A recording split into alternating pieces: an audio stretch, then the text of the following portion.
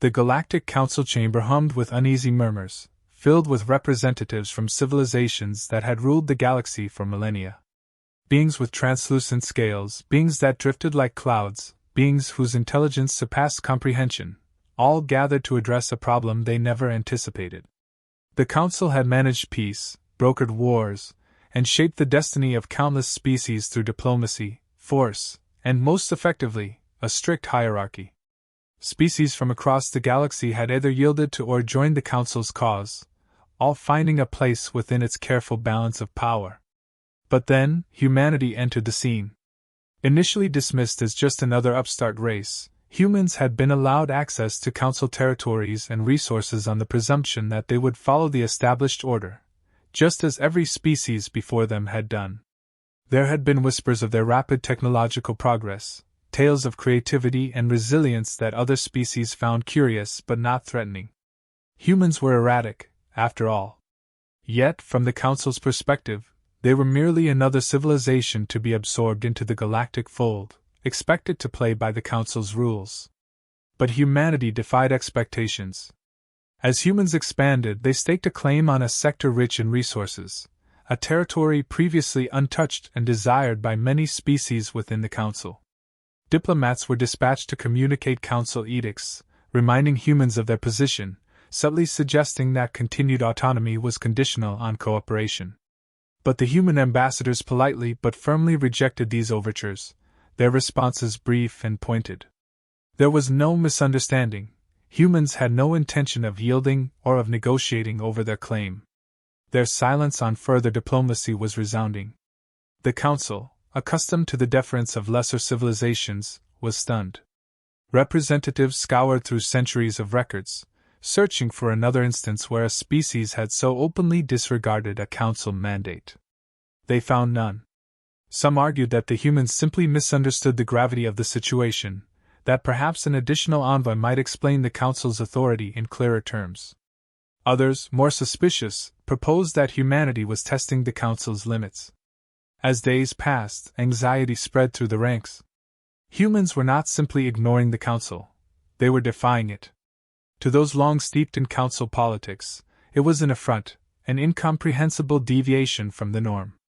Council members convened in emergency sessions, whispers of discontent and frustration swirling through the chamber. The Council's role was not merely governance. It was a stabilizing force, a deterrent against the chaos of anarchy. A single species choosing to disregard them could undermine the unity they had cultivated for eons. The pressure mounted. What could compel a species so new to the galactic stage to resist the Council's authority? To address this mystery, a covert team was proposed. An envoy, specially selected for their adaptability and discretion, would enter human territories incognito, probing into the heart of this alien defiance.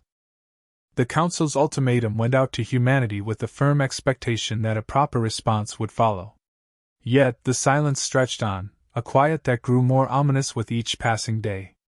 Council envoys were accustomed to swift compliance or, at most, careful negotiations designed to preserve face while acquiescing to the Council's terms. But humanity offered neither. Instead, they replied with a brief message. Their stance was firm, and they saw no need for further discussion on the matter. The defiance was unprecedented. Throughout history, species had often resisted initially, voicing their grievances, demanding concessions. But none had outright refused to participate in talks. Human officials delivered a simple, unmistakable message. We do not negotiate our sovereignty. Council members were left in shock, struggling to interpret this blunt refusal. Was it arrogance, or something deeper that they failed to understand? As the Council deliberated, it became clear this wasn't a mere misunderstanding. Humanity fully grasped the implications of rejecting diplomatic engagement with the galaxy's ruling body. Council members dissected the statement, analyzing each word as if some hidden meaning might be found, but it remained starkly clear: humanity would not yield.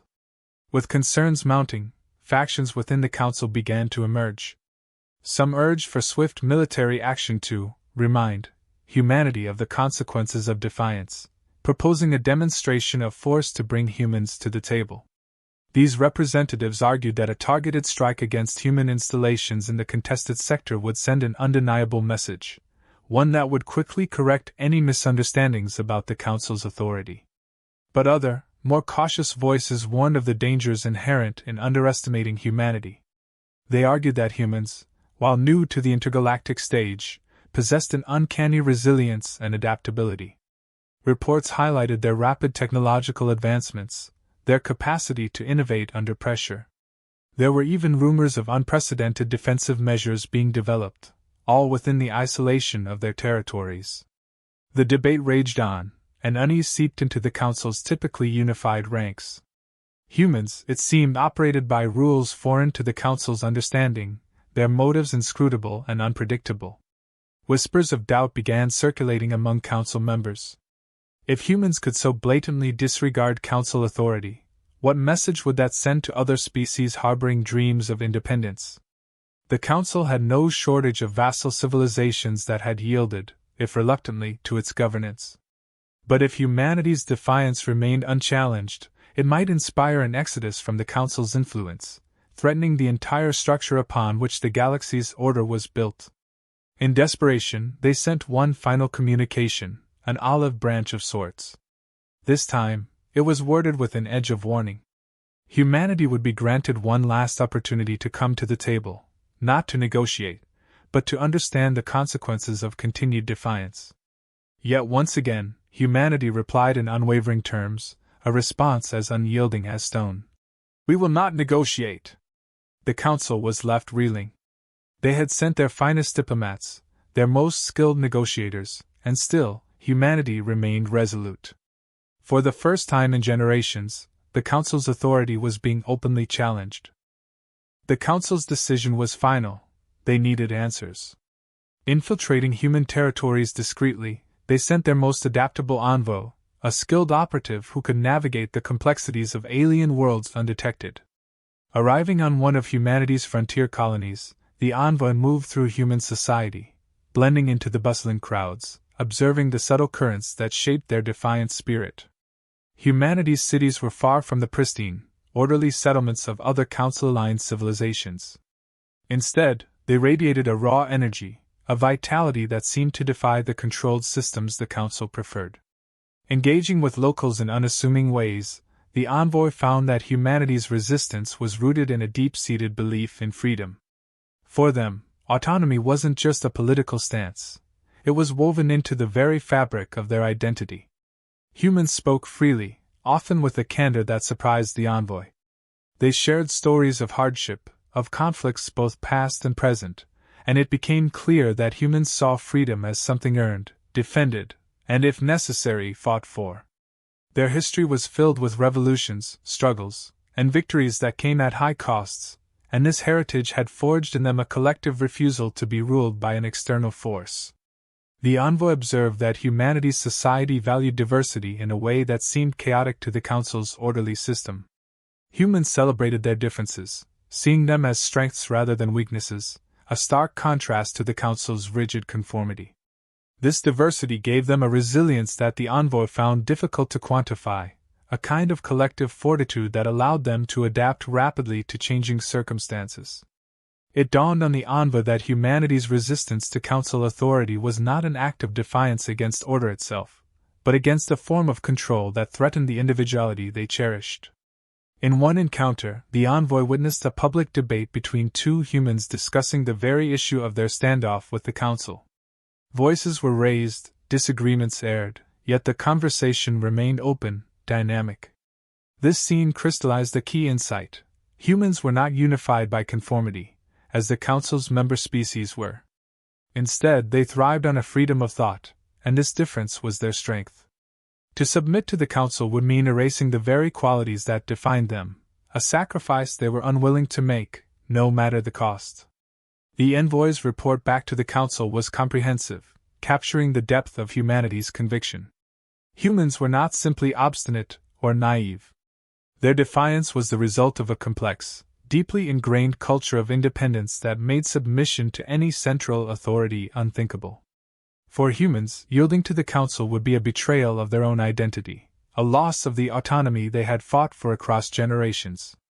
The envoy's message was clear: any attempt to subdue humanity through force or coercion would be met with fierce resistance. This wasn't a threat, it was a truth. Humanity's strength lay not just in their technological advancements, but in a shared spirit of resilience and an unwavering commitment to freedom. As the envoy returned, it became evident that the council faced an existential choice. The council chamber buzzed with tension as the envoy's report was shared, its contents leaving a profound impact.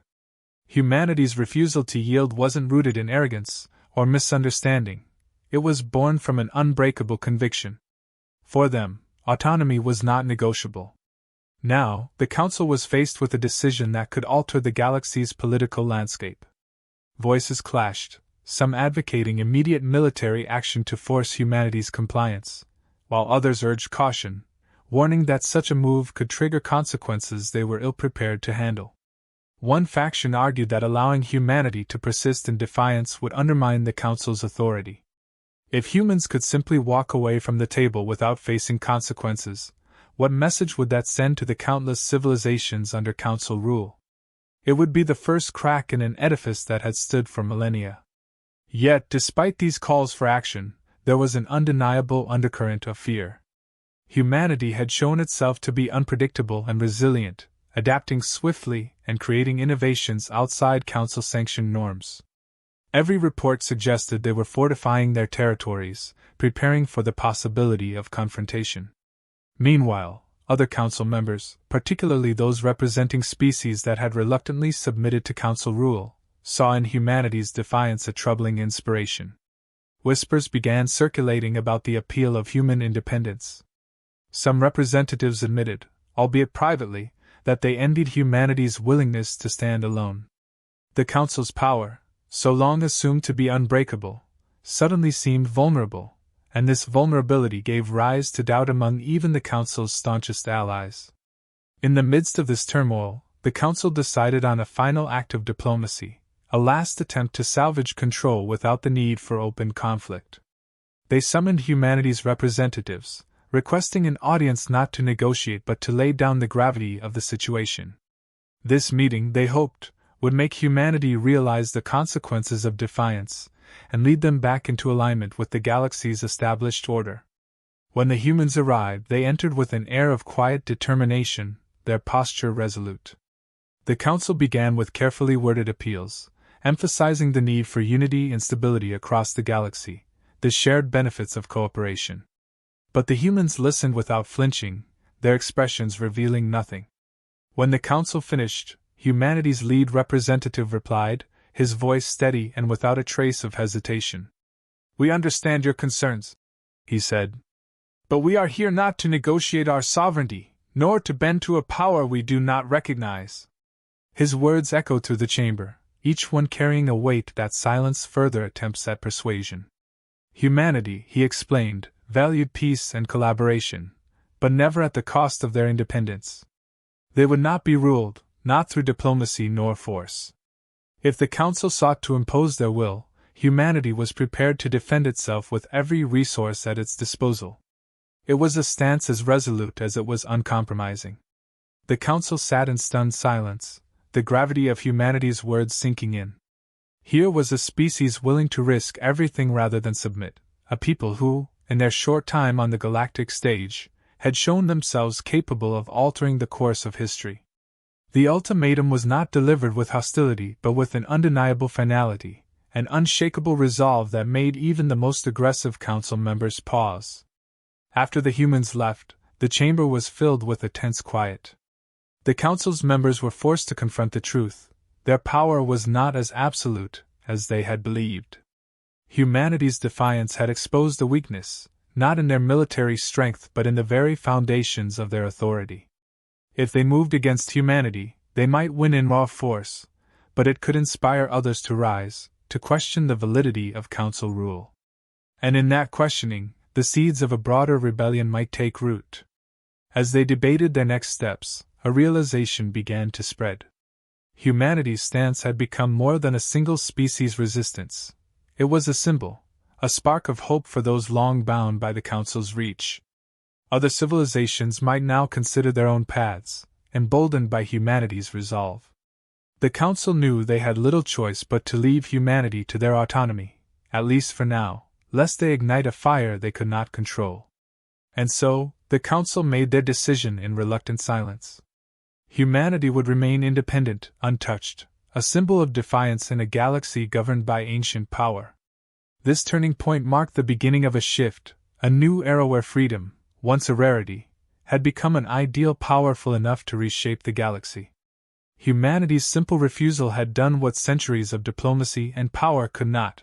It had introduced the possibility of change.